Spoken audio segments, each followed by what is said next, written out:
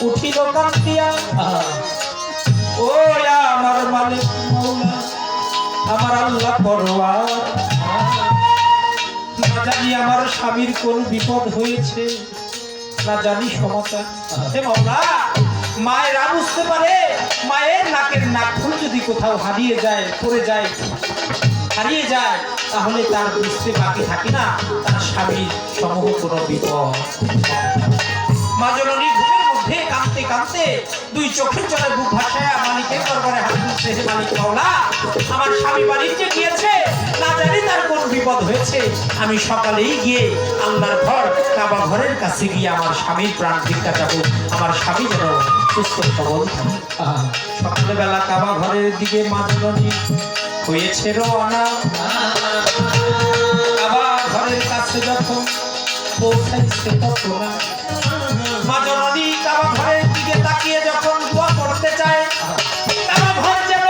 মা আমেনার উপরে ভাঙিয়া পড়তে চায় মা জননী লাফিয়া সরিয়া দূরে যায় কাবা ঘরের কাছে আল্লাহর কাছে সাহায্য যাবে আল্লাহর ঘর কাবা ঘরের উসিলা করে কাবা ঘরটাই যেন মা আমেনার উপরে ভাঙিয়া পড়তে চায় মা আমেনা লাফিয়া হায় হায় কাবা ঘর আল্লাহর ঘর কাবা ঘরের কাছে সাহায্য চাইতে আসলাম আর কাবা ঘর আমাকে দেখে ভেঙে পড়তে চায় তাহলে তো আমার স্বামী গুছিয়ে আর রক্ষা হলো না কাবা ঘর ইট পাথরের কাবা ঘর আল্লাহর কাছে ফরিয়াদ জানাই হে মালিক মাওলা তুমি দয়া করে আমার জবানটা একটু খুলে দাও আমি মা জননীর সাথে একটু কথা বলতে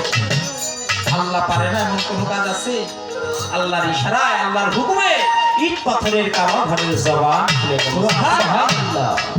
কাবা ঘর ডাক দিয়ে বলে মা মা আমি ভাগ্যে পড়ি নাই মা তুমি ভয় পাও বাবা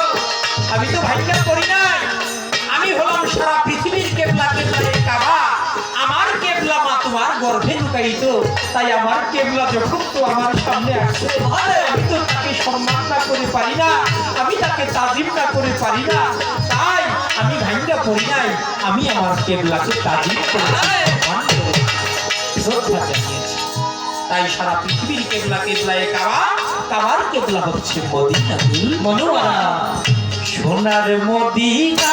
কাবার প্রাণের